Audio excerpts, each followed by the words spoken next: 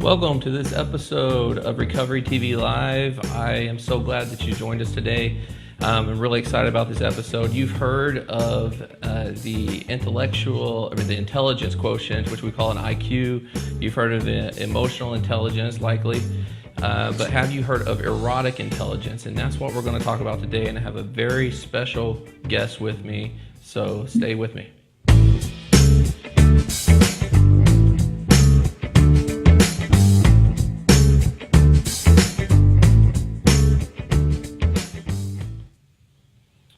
Welcome to Recovery TV Live. I'm your host, Josh Nichols. Carrie couldn't be with me today. She's actually away, but she'll be here for our next episode. And so you're stuck with me today. And I have been really excited about this episode because I can't wait to introduce our guest. But before I do, I just want to remind you of a few things. First, that Facebook Live is a public forum, and as much as I want you to engage with us in this forum, and you're welcome to do that through the comments section, I want also to remind you that I can't protect your anonymity through that. So if you want to remain anonymous and still engage with us live, feel free to send an email to the email that you see on your screen, and my colleague Rebel is standing by waiting to receive those. And we'll do our best to get to those questions as they come in. And we also want to remind you that these episodes are rebroadcasted on our YouTube channel, which you can see the address to that on your screen. But if you're watching this on YouTube and you want to engage with us on these episodes live, you can see how to do that right there on your screen. Just go to our Facebook page and like that, and the events will come up there, will be shown there. And so, like I said, I'm really excited about our guest today.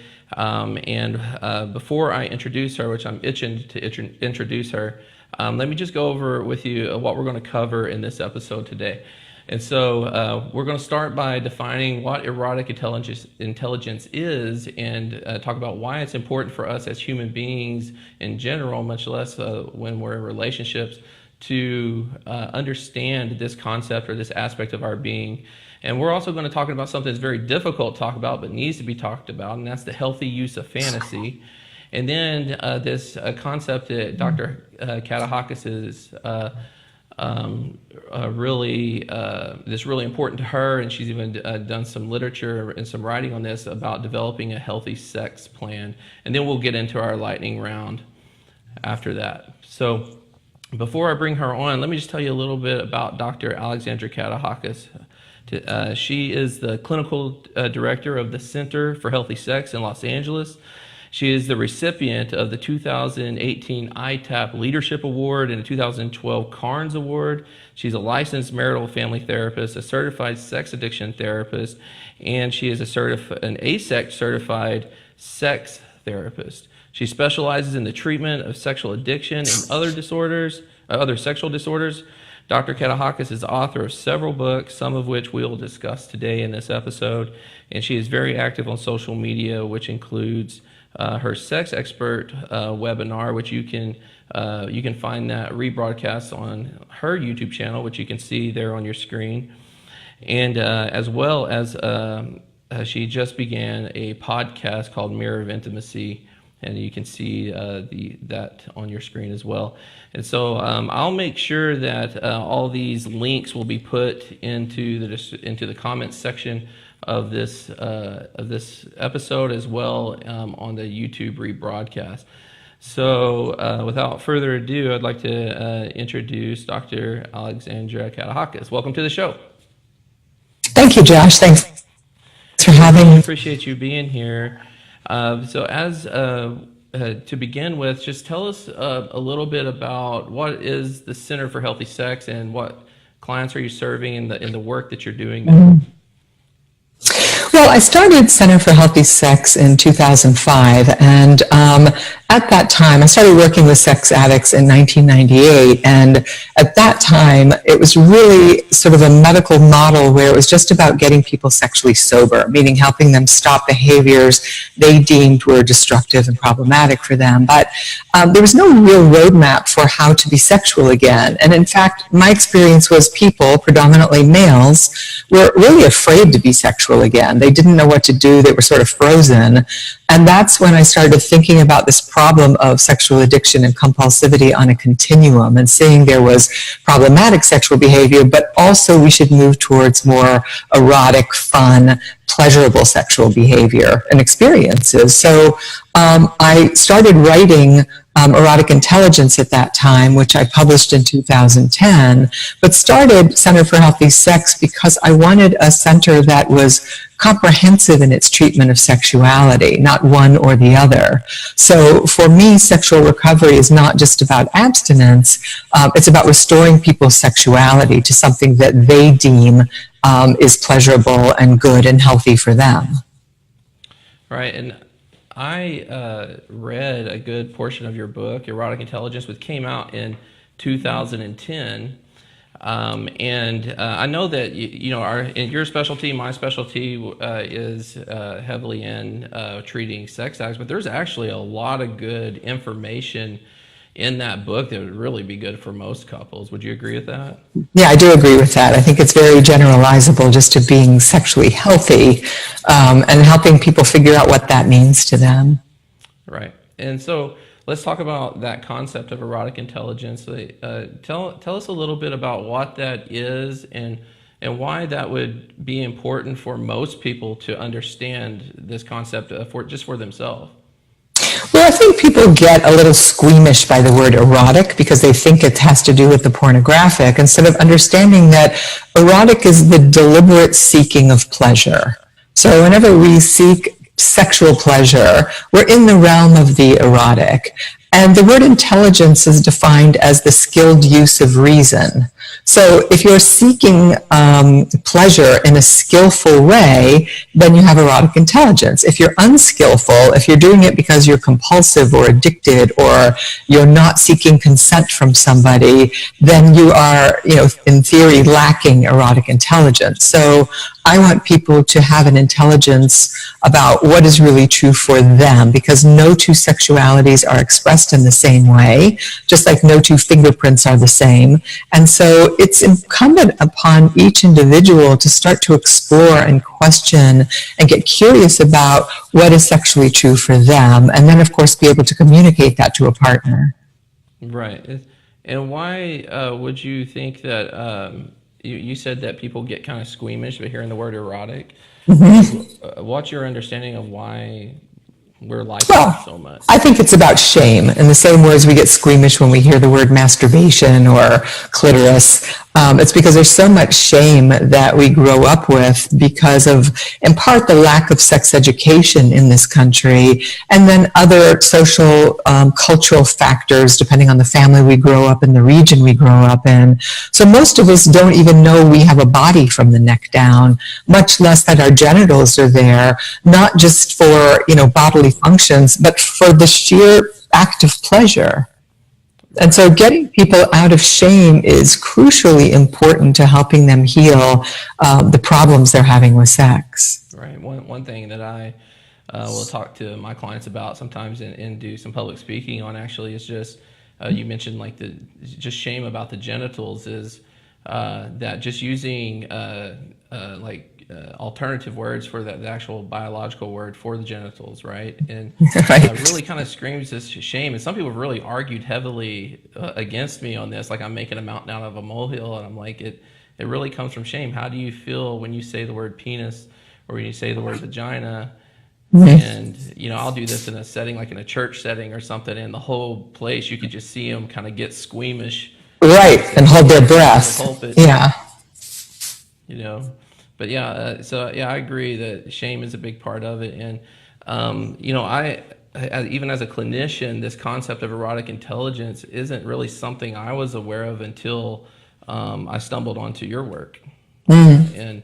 And so are you finding that even clinicians are, this is a foreign concept to them in a lot of ways? And Well, yes, I think, therapists are people first and foremost, and we all have our issues. And a lot of therapists don't look at their own sexual issues and sexuality. And so it's very difficult for them then to help people that have sexual issues. So that's why it's important that you find a therapist who is skillful, who's had some training or education in sex and sexuality if you're going to go talk about sex and sexuality. Because if the therapist is uncomfortable, you as a client are not going to be comfortable talking about these matters. Right. Exactly. And so I'm actually going to show the audience a picture of this book just in case they want to get it. We'll make sure we put this up on the link to the Amazon link on the page too, so people can access that. So you can see that there on your screen, just in case you're wondering what book we're talking about. It's a fascinating book, and as I mentioned earlier to everybody, that Dr. Katehakis she wrote this book specifically for sex addicts that are in recovery. But as I mentioned earlier in reading the book myself, there is a lot of good information that would for all of us to have in that. We're going to talk about some of that moving forward. But before I do, let me ask you real quickly, you wrote that book in 2010, so is there anything that you would change or add to it today if you were to do it? Yeah, I think I would update some of the material in it, and I can't think specifically now, and I would probably add newer material to it as well. It was the first book I ever wrote, so there's that too. So I do think, a second edition is warranted. For me, it's just about finding the time to do that. But I think maybe focusing more on the real importance of secure functioning in relationships, and how we have to make each other feel safe and connected and cared for. And I think when that is true, when there is, as my colleague Stan Tatkin calls, a couple bubble, when we know we have each other's back and we trust and respect each other, then the sky's the limit with sex and sexuality. And I really believe that women, in heterosexual relationships will do just about anything, because women love sexual pleasure. We are multiply orgasmic, but not if we're afraid or we don't trust, or we have our own untreated trauma that needs to be worked through. So I think helping the genders understand each other better also would be useful. Yeah, that would really be good. So it sounds like there's a second edition coming out soon. Right. Somewhere in the future. You see that in my future. Yeah, you put that on your plate, because I'm sure you got a lot of room for that. But let's talk about that. You said the sky's the limit, because one of the things that comes up a lot, and not just with working with sex addicts, but there we go. Sorry, there's something that popped up on your screen that was okay. Get out of the way. But not just with working with sex addiction and people with compulsive sexual problems, but working with couples in general, this concept of appropriate use of fantasy. So we're talking about the sky's the limit, and that's something that I'm working on with couples, in that that they should be using their imagination in their couple relationship, but they're often, again, this kind of one of those squeamish types of concepts that is definitely shame-driven. So what, in the work that you've done, and you've done a whole lot more than I've done, what is the healthy use of fantasy? Because that's the question I'm getting a lot from people.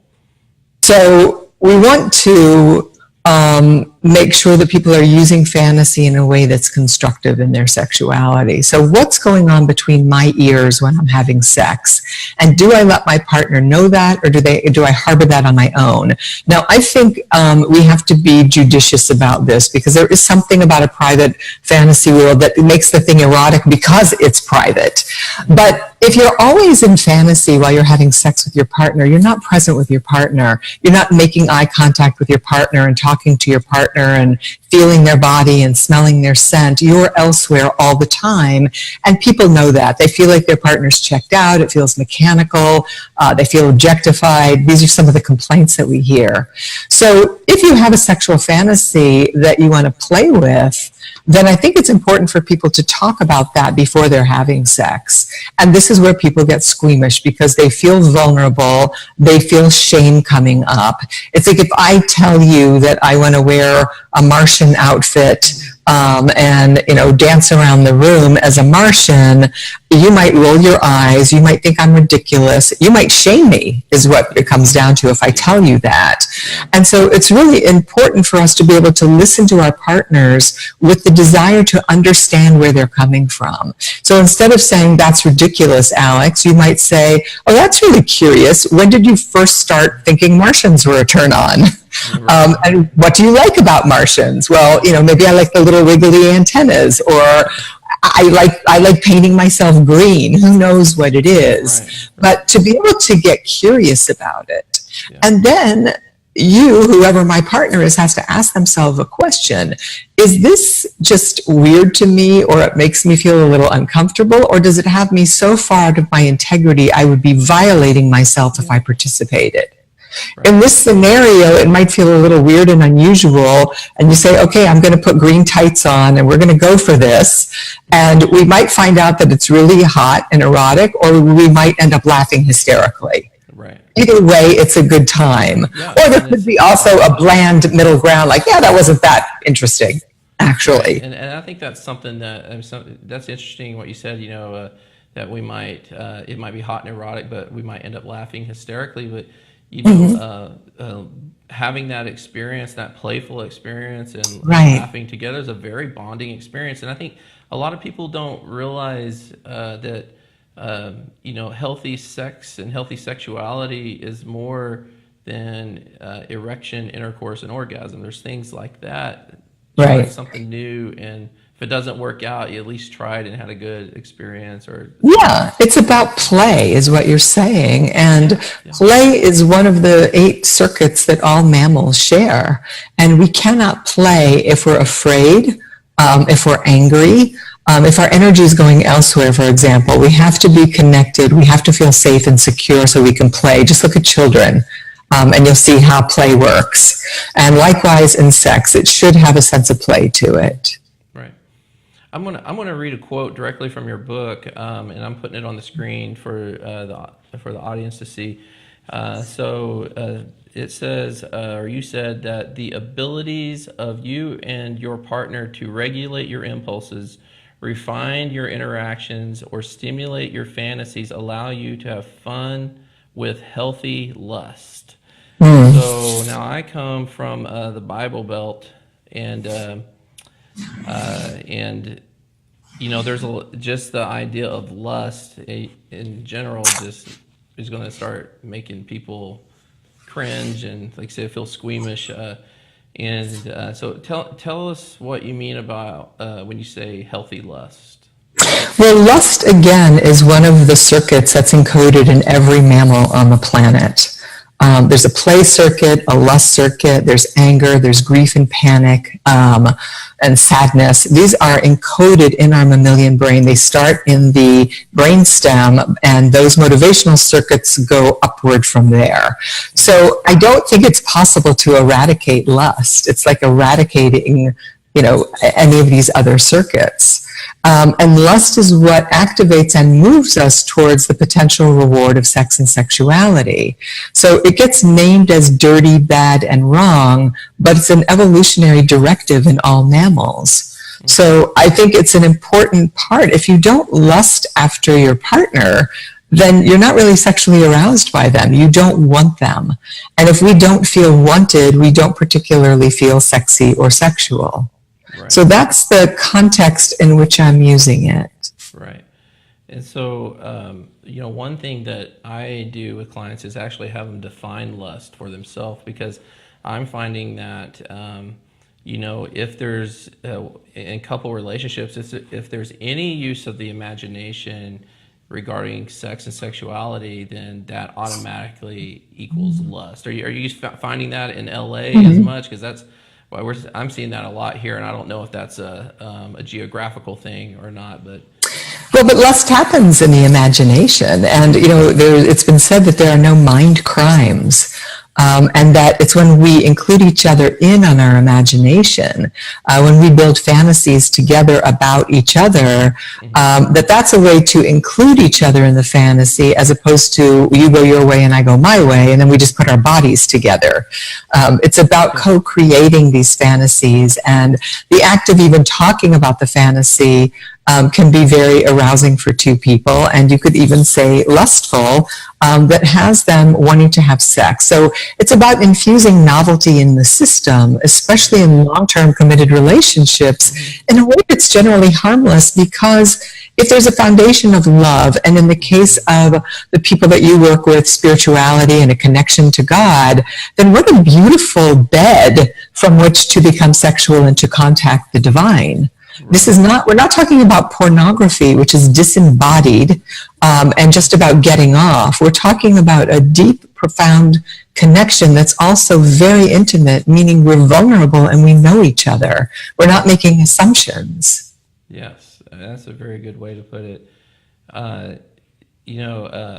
In working with couples and trying to help them realize that they should be including their imagination, they really do have to break through some preconceived teachings. I think a lot of it is they're battling cultural influence too, because a lot of this is countercultural. Would you say so as well? Yes, because I think our culture is either highly pornographied or highly rigid and moralistic in a way. And if we look at, the puritanical times, that era, as we started to develop this prefrontal cortex and this ability for impulse control, the idea was that if you're a civilized person, you will control your carnal impulses and you won't act on those. But if you do that, you really cut yourself off from your sexuality, because these are animal bodies. We're wired in the same way. Right. But it is about using your erotic intelligence and discernment. Yeah. And doing what's right for you, and really examining the messages that we got from our families about sex and sexuality, because we're evolving. And we should include those teachings and be respectful of them, but also modernize them so that they make sense for us in the world today. Yeah, absolutely. And, I know that you were on Alanis Morissette's podcast, I believe, and you have your own podcast now. So it sounds like you like podcasts, and I do as well. I don't know. Have you ever listened to Dax Shepard's Armchair Experts podcast? No. It's one of my favorites. Just kind of, he talks about recovery a lot in it. I see. As it stands, but he actually had a psychologist on there where they were talking about marriage, and a really good point that she made in that is that, more so than ever in history, we are living longer, and so marriages are lasting longer. Right. And if we're lucky, if we're the 50% that are lucky, yes. Yeah, you're right, right. But the point that she was making is that it's made, monogamy something that's, that is actually much more difficult in that, and I would agree with that. And so one thing that happens a lot, like when you're getting young and you're getting married, and your idiot best friend says, "You mean you're gonna have sex with the same person for the rest of your life?" And I have come to find out that is actually a really good question, and should be addressed early on. I think, if you're going to do premarital counseling or something like that. But the reason why I'm bringing that up is because what kind of sparked that thought was when you talked about having novelty there. Because if you're having sex with the same person the same way, I can imagine, just like anything else in life, you're probably going to get bored with that. Right. I mean, that's the thing. People update their clothes, they update their hairdos, they, redecorate their house. They're constantly updating things, but they don't update their sexuality. And so part of having a novel sexuality over time, which I do think is a curious human experiment, because it is the first time in history that we're having long-term committed sex for the purposes of pleasure and intimacy, not procreation. So it is a giant human experiment. But there's something about loving somebody deeply over time that has its own particular novelty to it. And I think rediscovering our partners in new and interesting ways is part of what keeps us vital and alive over time, as opposed to assuming I already know that person and I know what they're going to do. And part of that, I think, is having rigorously honest, painful conversations day in and day out and over time, so that all these resentments and assumptions, when those build up, desire for the other tanks. Right. Yeah. So if you're just joining in, I'm interviewing Dr. Alexandra Katehakis from the Center for Healthy Sex, and we're talking about erotic intelligence and fantasy and lust and all the things that we don't typically like to talk about in our culture. And so you recently just released a new book, and I'm telling you, I'm really excited about this. I'm going to go ahead and put a graphic on the screen so the audience can see, called Sexual Reflections, a workbook designed for designing and celebrating your sexual health plan. And we have plans in our practice to actually incorporate this as a group, and it came right at the right time because we actually have a model for treating sexual addiction for individuals and couples, and it really helped us round off our model, or to have a way to start helping them create a healthy sexuality.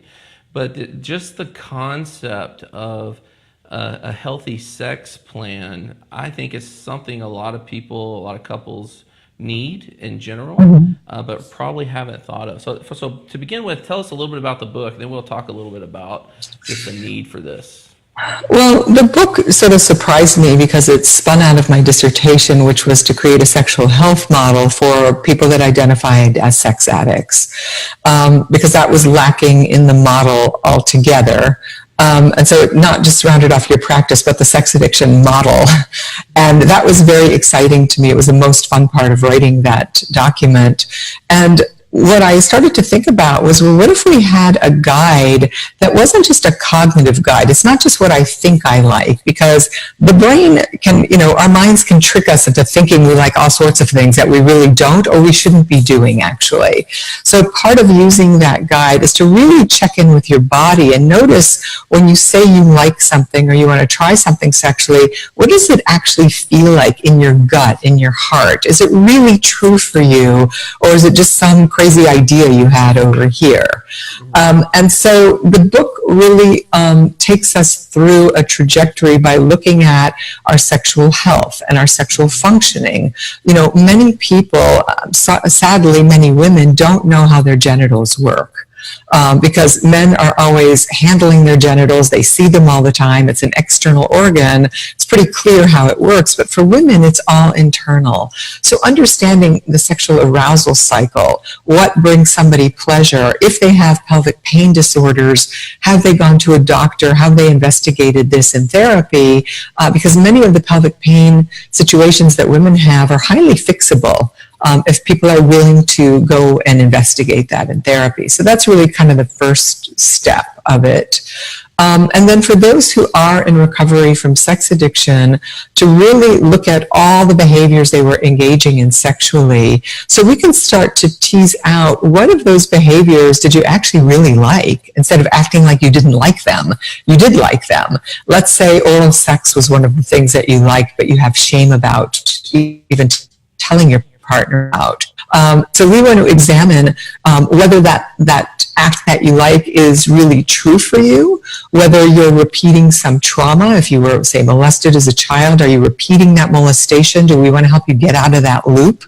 Or is it something that you like but you are ashamed of because you were told it was wrong, dirty, or bad? We're helping people stay in their integrity every step of the way. So I said earlier that if your partner asks you to do something and it just feels unusual or uncomfortable, then as an adult, it's really important for us to challenge ourselves, to stretch our sexuality, to grow into an adult sexuality, instead of having an adolescent or childish sexuality that says, no, I just don't do that.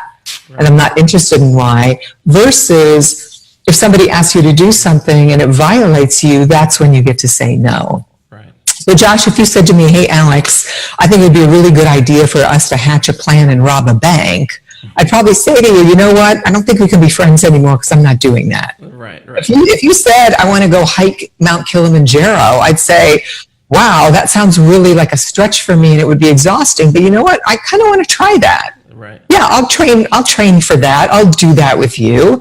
Yeah. And it might be really difficult for me, but I'm going to change as a result of that. But I'm not going to go to jail for it. Right. Even if I came up with a really good plan for robbing a bank, there's still some pretty good risks there, right? That's right. I would still say no to that. And then we're at a point in our relationship where we have to decide, are we still going to be friends? Right. And in a marriage, are we still going to stay married? And maybe if it's a marriage, I might say, well, you know what? You go rob that bank, but I don't want to know anything about it. And if you get arrested, you're on your own. Right. Because I'm going to stay over here, and I'm not participating in that. Yeah. And it's a really good point you make, because I think that's where I think the communication element comes in too. And all this, I mean, this is a common theme on talking on asking the question, what is your erotic intelligence? What is the appropriate use of fantasy? What's a healthy sex plan? Mm-hmm. It's going to require really good communication between the couple. And I think you do address this in your book a little bit, where what's happening a lot of times in these couple relationships is the way I say it is that one party occupies the emotional space and the other party just absorbs it, and then that usually I think will often will manifest into a compulsive behavior or an addiction, because the person absorbing all those feelings and emotions, including their own, they have to have a way to get rid of it. And right. What they need to be doing is sending it back into where it belongs, which is between the couple. In the system, yeah. Yeah, but it's very vulnerable to do that, because when you're reciprocating feelings, whether it's about anything, much less sexual matters, it can create disruption. And right, and conflict. And what we know from research, John Gottman's research, is that the couples that don't avoid conflict, that are in conflict but have a way of repairing, are the ones that make it over time. Mm-hmm. So it may be very difficult to tell your partner that you like something sexually, and you know it's going to upset them, but that upset is going to force growth in the system, as opposed to lying about it and then cheating, which creates a worse, 10 times worse upset. Mm-hmm. And that upset often is part of what forces us to grow. I mean, marriages and relationships are in place for our personal growth and development. If you don't want to have any issues, just live alone and you won't have any problems. If you want to grow, get into a relationship with somebody, because they will show you all of your defects and where your challenges are. And again, I really think this matter of an adult sexuality is important for a long-term relationship, because you can't be having sex the way you did when you were 19 or 20 when you're 40. Yeah, you're right. Yeah, because it's not gratifying for either party. Right. Yeah, and so with the workbook, you know, I was present at ITAP when you presented that, and I remember you saying that when someone asked a question about who's this for, and you specifically said that this book was written for sex addicts in recovery. Is that an accurate statement? That's accurate. And right now I have plans for adapting this book for partners of sex addicts, and also making a general workbook for the general public on how everybody can use this. But that was my first foray into it because of my dissertation. But it's very generalizable. And the reason it was written for the addict was because it was supposed to enhance the sex addiction model as it is now. And it really gives permission to look at those behaviors people were engaging in sexually that they liked, instead of to help them get out of sexual shame about it. Right. So, yeah, it does need sort of a fuller picture. Right. But the message I want to send to people, because I want everybody to know that you're onto something with the whole concept of a sexual health plan. And so, to anybody watching this, I want them to be encouraged to continuing to educate themselves. If they're working with a therapist, ask them about doing something like that if the therapist is equipped to working with that part of the relationship, because that is, to me anyways, a novel concept. And I'm so excited that you're going to be expanding that work into other workbooks for different populations, because it's definitely needed. Right. And I think once people have a sexual health plan, it is about communicating it to their partner, and also incorporating it into their spirituality, whatever that means to them. So the book takes you through a process. There are also images to be colored in that book, which are then ask you to write a poem, story, or memory about the image, which brings forth a lot of unconscious material and more visceral and true material for people. And for those people listening, the book also has instructions or directions for the therapist on how to take the client through this, so that they're really a partner with them in helping to be in reality and determine what's what, so that you're not trying to figure this out by yourself. Right, exactly.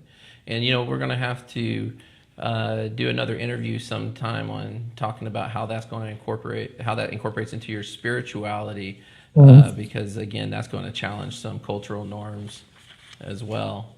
But I really appreciate you being here and talking about this with us. And I'm just real quickly going to put those graphics of your books up on the screen. Erotic Intelligence. You make sure those of you watching this to go check that out on Amazon and read about that, as well as the workbook Sexual Reflections. And I have Dr. Katehakis here with me today on Recovery TV Live, and we are wrapping up. But are you ready for the lightning round? 5 Yes, I am. Sure. Okay. Shoot. Have you ever done a lightning round before? No. All right. Well, here we go.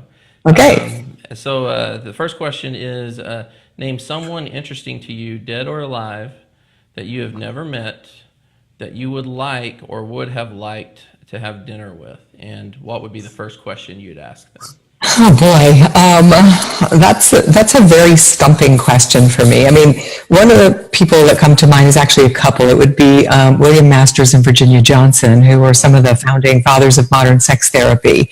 And so I think I'd want to ask them about what those early days were like, how, and also about the risks they took, because they were watching people actually having sex and recording these things and looking at the arousal threshold. So I wonder, as scientists, how they came up with this idea and what it was really like for them at the time before the whole social and cultural revolution took place. Right. Yeah. That would be very interesting. Being the pioneers of things. I mean, I think I'm sure with some of your writings that you have caught some backlash, as most people do, as they put their material out. Much less the pioneers, as we know, Dr. Carnes faced a lot of that in his beginning days, and so that'd be really interesting. Okay, here's this is just one of my favorite questions. What is a word that you think's fun to say? The word gobsmacked is a word that I love because, first of all, I love words and I love language, and that word in particular is onomatopoetic. It really speaks to that sort of feeling like your mouth and whole body is exploding when you see something spectacular. Yes, that's a good one. I like that. Okay, what song gets stuck in your head the most? That's really whatever I happen to be listening to or just heard that day. So it's a wider range of sometimes, embarrassing songs. It just depends on whatever I've recently heard. I think because this Freddie Mercury movie is coming out in November, there have been a lot of clips and trailers on YouTube and whatever about Queen. So We Are the Champions has been recently rolling. Yeah, I can see that. Of course, for me, it would be Bohemian Rhapsody. Yeah. Which I think is the name of that movie, isn't it? Yeah, I think, I don't know. It may be, but I can't wait to see it. Yeah, me too. I'm really excited. Okay, the last show you binge watched? Oh, Ozark. I just finished Ozark. I'm a huge Ozark fan. Yeah, I see that. Did you already finish season 2? yeah, oh yeah. Really? Okay. Well, you really did just binge watch Yeah, it. and season 2 is so much better than season 1, just because it gets really dark and weird. Yeah. That's a great, and it's, Jason Bateman too. You think, I always thought of him as a funny guy, and he is Uh-huh. not humorous in that. No, he's really quite deep. They all are. I just think the acting and the writing and everything's spectacular. It's very great. All right, last question. What's your idea of a relaxing vacation? Oh, well, that's easy. The beach. If I could spend a month on a beautiful beach in the same location, just decompressing, that's my idea of relaxation. On a hammock? A hammock under a tree, a chair, it doesn't matter. Okay. Just quiet. Yeah, quiet and peaceful. Well, I thank you again for being here today and suffering through this with me. But I think that the work you're doing is fantastic, and I know you're humble enough. I don't want to embarrass you on here, but I really do think you're a rock star. Maybe they'll be making a movie after you someday. Well, that's But sweet. Well, thank you so much, Josh, because I really appreciate that you are really sort of on a platform and you have your own ministry with this message. And I think it's so important, especially for the population that you work with. So I feel honored to be invited into this circle and to be part of a conversation with you that helps open up space for people to ask questions and come out of shame. It's my honor, really. And I appreciate having you. Thank you. And I'm sure our paths are going to cross again soon. Let's do it again. Yeah, let's do it. So thank you, everybody, for watching this today. I do want to remind everybody that we do have another show coming up in a couple weeks. I'll put that up here. Carrie will be back in the studio with me, and we're going to talk about this concept of what is betrayal trauma. You don't want to miss that one. And so tune in for that, and I will see everybody in a couple weeks. Thank you.